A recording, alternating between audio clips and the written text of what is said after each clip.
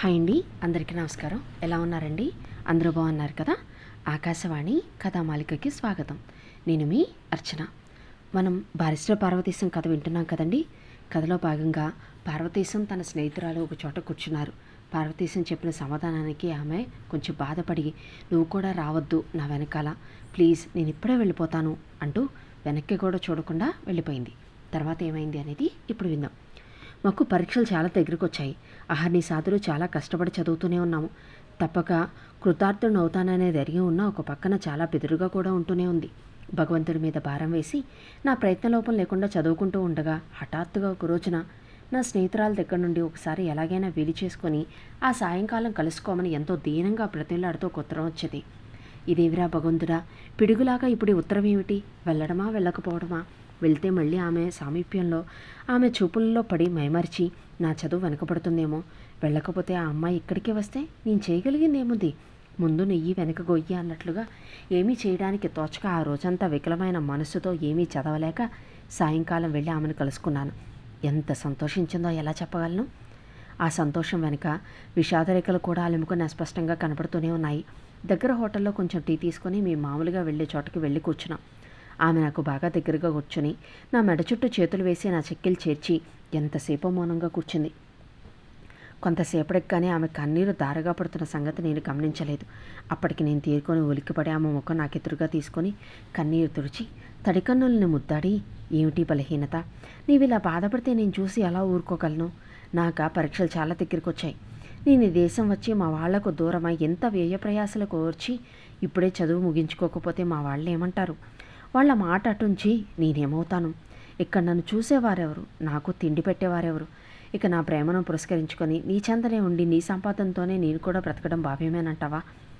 ఈ వేడి తగ్గిన తర్వాత నన్ను భరించడం దుస్సాహం కాక మానుతుందా?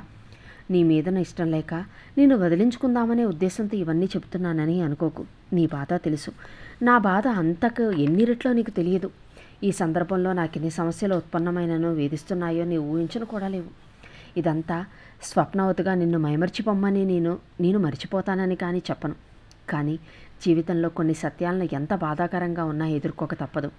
ముది వయస్సులో అనవలసిన మాటలు ఈనాడు అంటున్నానని ఊరికే మాట వలసకు అంటున్నానని అనుకోవద్దు. అందుచేత నా పరీక్షలు అయ్యే వరకు మనం ఎడంగా ఉంటే ఉభయులకు శ్రేయస్కరం అనుకుంటాను.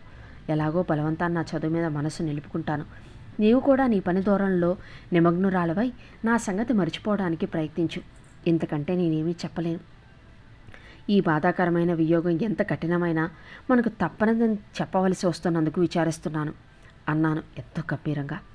ఆ అమ్మాయి నా చేతుల్లో ఇమిడి ఊపిరి కూడా తీసుకోకుండా చెప్పిందంతా విని మళ్ళీ ఒక్కసారి వెక్కి వెక్కి ఏడ్చి నన్నొక్కసారి ముద్దు పెట్టుకుని గుడ్ బై శామ్ అని వెనక్కి తిరిగి కూడా చూడకుండా చక్కపోయింది. నేనెంతసేపో చలనం లేక అనిమిష నేత్రాలతో ఆమె వెళ్ళిన వైపే చూస్తూ కూర్చున్నాను. కొంతసేపటి వరకు నా కళ్ళు కూడా అశ్రువులు వర్షిస్తున్న సంగతి తెలుసుకోలేకపోయాను. ఆ తెలివి కలగ్గానే కళ్ళు తుడుచుకొని ఏమిటి వెర్రి అనుకొని తిన్నగా ఇంటికి చక్కపోయాను. ఆ రాత్రి నాకు చదివేమీ సాగలేదు. మరునాడు గతాన్ని తలుచుకోకుండా చదువు మీదనే కొంత ఇబ్బందిగా ఉన్నా మనసు కేంద్రీకరించి చదవసాగాను. మధ్య మధ్య 1 గంట 2 సార్లు ఆ అమ్మాయి ఉత్తరము పత్రము లేకుండా తిన్నగా నా గదిలోకి వచ్చి 10-15 నిమిషాలు కూర్చొని మరో ప్రశంస ఏమీ చేయకుండా నన్ను మన్నించుసాం, ఒక్కసారి కంటితోటైనా నిన్ను చూసి వెళ్దామని వచ్చాను అంటూ నేను ఇవ్వబోయిన టీ కూడా తీసుకోకుండా వెళ్ళిపోతూ వచ్చింది. నేనేమీ అనలేకపోయాను. నా చదువు పూర్తయింది. పరీక్షలకు వెళ్ళాను. చాలా బాగా రాశాను కూడాను.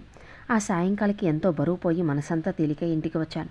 నేను రాగానే నా ల్యాండ్ లేడీ కూతురు తిన్నగా లోపలికి వచ్చి, ఏం శామ్, మీ పరీక్ష అయిపోయినాయా? బాగా రాశారా అని మా అమ్మ అడగమంది అన్నది. ఓహో అలాగా, నువ్వే అడుగుతున్నావు అనుకున్నాను. పాప నీకంత ఆలోచన ఉండదు కదా.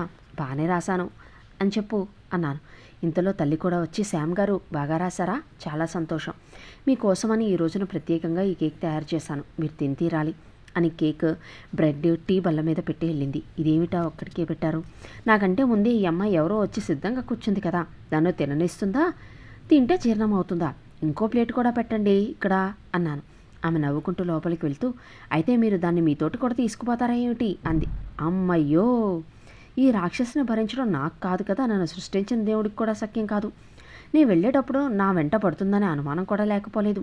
అందుచేత ఏ అర్ధరాత్రో అపరాత్రో మంచి రోజు చూసుకొని చడి చప్పుడు లేకుండా ఓడాయిద్దామనుకుంటున్నాను మరి అన్నాను. అవునులేండి పాపం, మీ సంగతి నాకు తెలుసులేండి. మీకు తెలియని సంగతి ఒకటి చెప్తాను. ఇక్కడ మీ వ్యవహారం అంతా మీ ఇంటికి ఉత్తరం రాశానులేండి.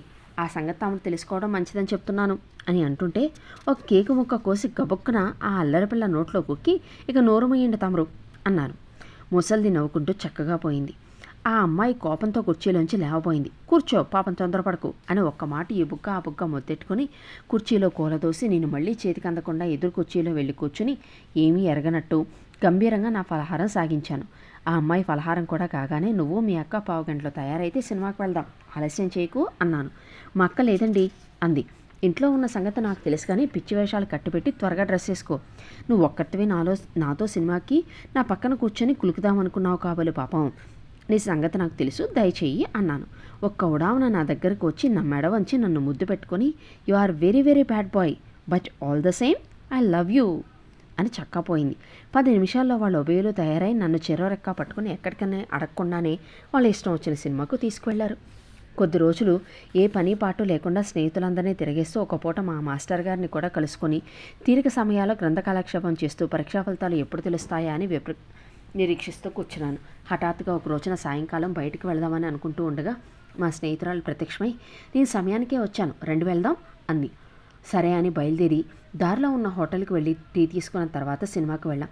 అక్కడ బొమ్మ చూస్తూ ఏవో పిచ్చాపాటి కబుర్లు చెబుతూ మధ్యలో, నీ పరీక్షలు అయిపోయాయా, బాగా రాశారా, నేనేమీ అడ్డు రాలేదు కదా అన్నది. బాగానే రాశాను, పాస్ అవుతాననుకుంటున్నాను అన్నాను. ఫలితాలు ఎప్పుడు తెలుస్తాయి అంది. దానికోసమే నిరీక్షిస్తున్నాను, 4-5 రోజుల్లో తెలుస్తాయనుకుంటా అన్నాను. అయితే తెలియగానే ప్రయాణమేనా మీ దేశానికి అన్నది. అవునన్నాను. చాలా సంతోషం. మీరు కష్టపడి చదువుకున్నారు, పరీక్షల్లో ఉత్తీర్ణులై వెళ్తున్నారు, మీ భవిష్యత్తు ఎదురో పూలబాటుగా ఉంటుంది. ఈ దేశం ఎప్పుడైనా జ్ఞాపకం వస్తే ఇక్కడ వ్యక్తులు కూడా జ్ఞాపకం వస్తారనుకుంటాను. మాకంతవరకే ప్రాప్తం అన్నది. తర్వాత పిక్చర్ అయ్యే వరకు మాట లేక ఒకరినొకరు కౌగిలించుకొని కూర్చున్నాం. తర్వాత బయటకు వచ్చి మన మామూలు చోటుకి వెళ్దామా అన్నాను. థ్యాంక్ యూ శామ్, వద్దులేండి, ఇలా విడిపోవడమే మంచిది కదా అన్నది. ఇక నేనేమీ అనలేదు. అంతటితో ఎవరి దారిన వాళ్ళు వెళ్ళిపోయాం. వారం రోజుల తర్వాత పరీక్షా ఫలితాలు తెలిసాయి. నేను ఆశించిన దానికంటే ఎక్కువగానే మొదటి తరగతిలో ఉత్తీర్ణయ్యాను. ఆ సంతోషం పట్టలేకపోయాను. ఎవరితో ఆనందం పంచుకోను. ముందు మాస్టర్ తోటి రాజుతోటే చెప్పి వాళ్ళ అభినందనలు తీసుకొని నా బసకు వచ్చి మా ల్యాండ్ లేడీ గదిలోకి వెళ్ళి నేను పాస్ అయ్యానని చెప్పాను. ఆమె ఏవో వంట చేసుకుంటున్న మనిషి బ్రహ్మానందపడి ఆ మురికి చేతులతోనే నన్ను గట్టిగా కౌగిలించుకొని ఏ బుగ్గ ఆ బుగ్గ ఎంతో ప్రేమతో తన కొడుకును ముద్దు పెట్టుకున్నట్లుగా పెట్టుకుంది. నన్నెంతో అభినందించింది. నిండు హృదయంతో చేసిన ఈ అభినందనకు నేను ముగ్ధునయ్యాను. కూతుళ్ళిద్దరూ నవ్వుతూ నా కేసు చూస్తూ నిలబడ్డారు.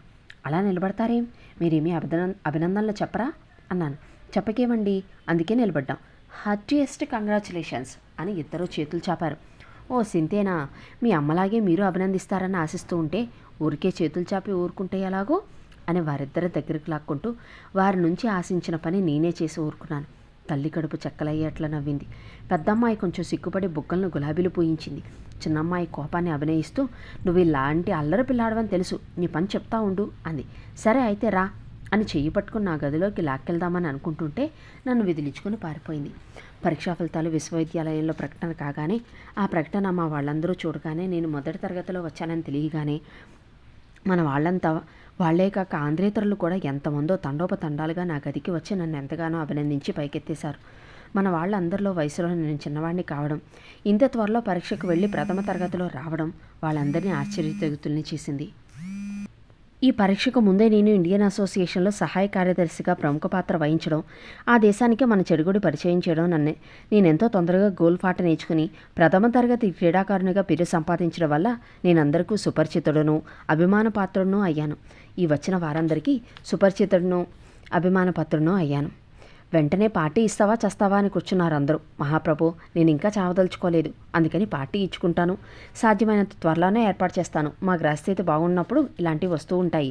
ఇక్కడ ఆయన ఖర్చుకు ఇది వడ్డీ అనుకుంటాను, దయచేయండి అని అందరినీ పంపించేసి నా మిత్రుడు రాజును, అప్పుడొచ్చిన ముక్కుపొడుగాన్ని, ఈ మధ్యాహ్నం రజస్వల అయిన కుర్రాన్ని, అదేనండి పాపం ఆ పనిచేసిన అతని భార్యలేండి, వారి సాయంతో ఒక చిన్న హోటల్లో తినేటి విందు ఏర్పాటు చేశాను.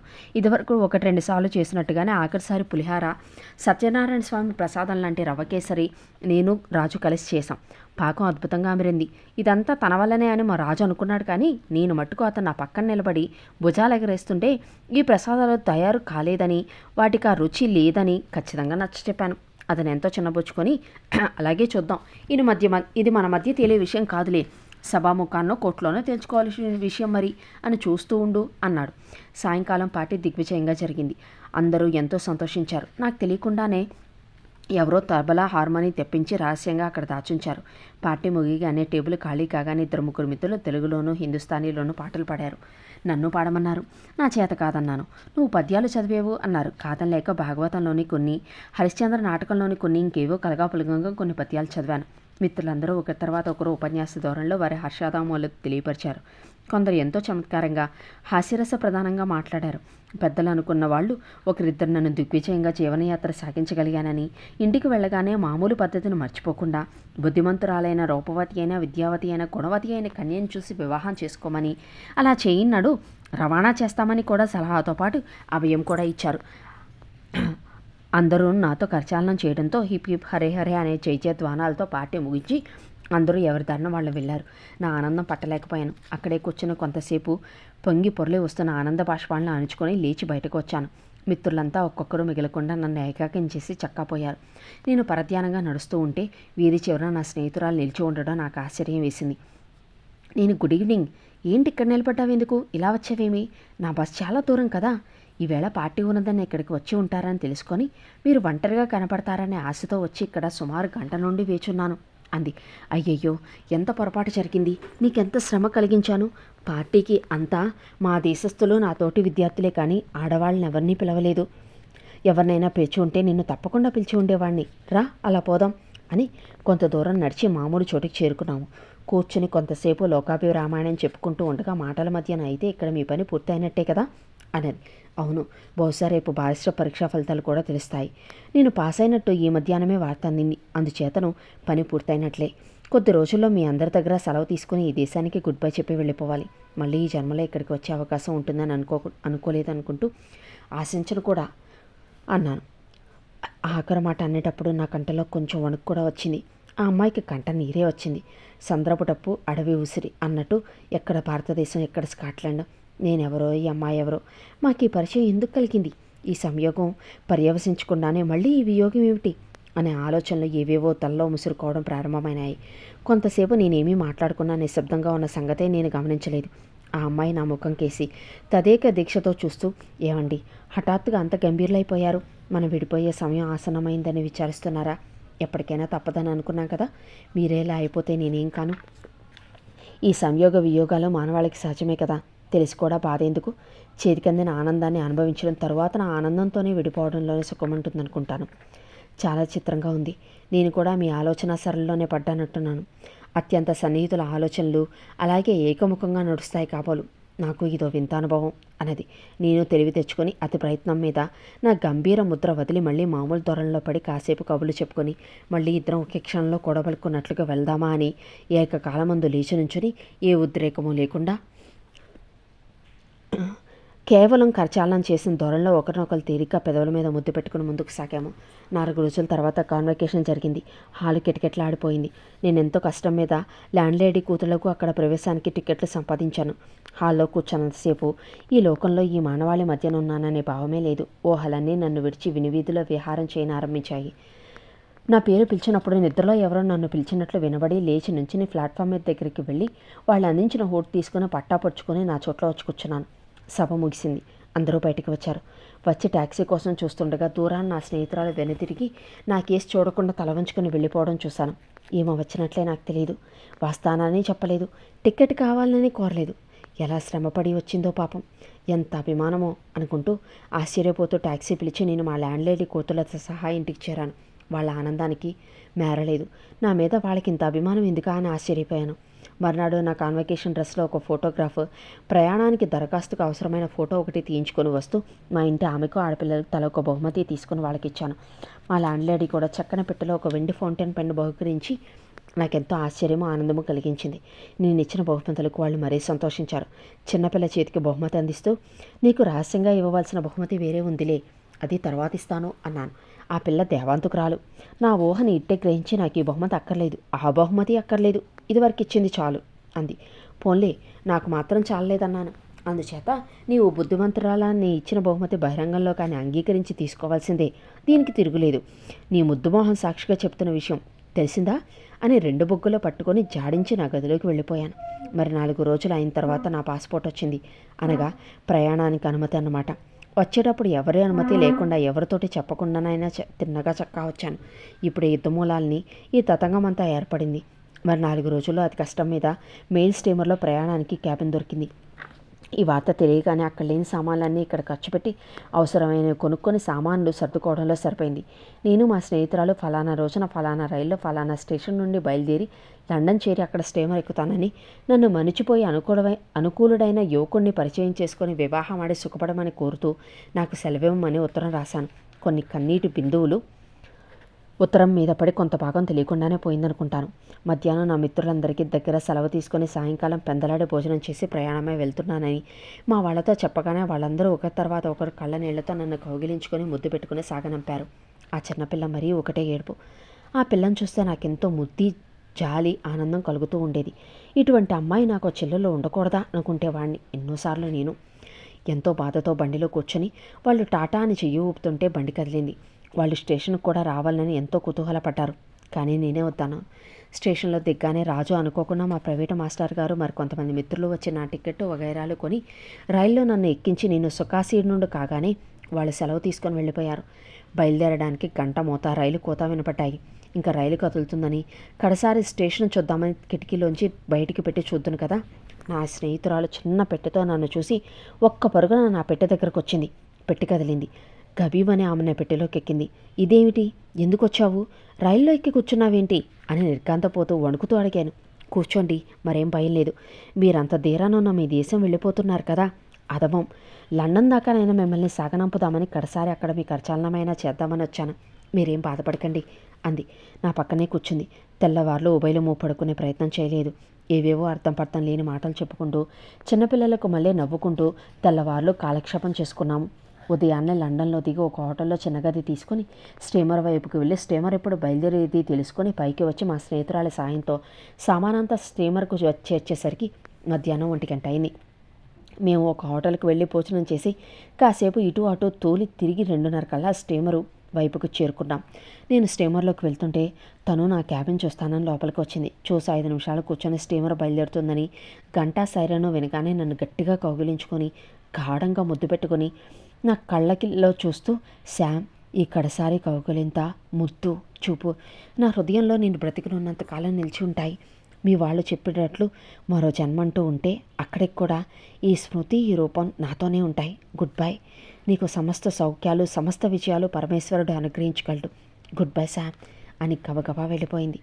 ఆమె వెనకే నేను డెక్ మీదకు వచ్చి నిలబడి ఆమె కేసి చూస్తూ కన్నీటి పొర అడ్డగించిన కండ్లతో వడుకుతున్న చేతులతో వృద్ధమైన కంఠంతో టాటా, గాడ్ బ్లెస్ యూ అని మూర్చపోయినట్లుగా డెక్కు ఉన్న ఇనుప కమ్మల మీదకి తూలిపడబోయాను. పక్కనున్న ప్రయాణికులు నన్ను పట్టుకొని ఒక కుర్చీలో కూర్చోబెట్టి కొంచెం టీ తెప్పించిచ్చారు. నేను పూర్తిగా తేరుకొని కళ్ళు తెరిచేసరికి మా ఓడ లండన్ రేవు విడిచి మహాసముద్రంలో ఊరుకుతోంది. అదండి. మరి తర్వాత ఏం జరిగింది అనేది తర్వాయి భాగంలో విద్దాం. అంతవరకు సెలవు.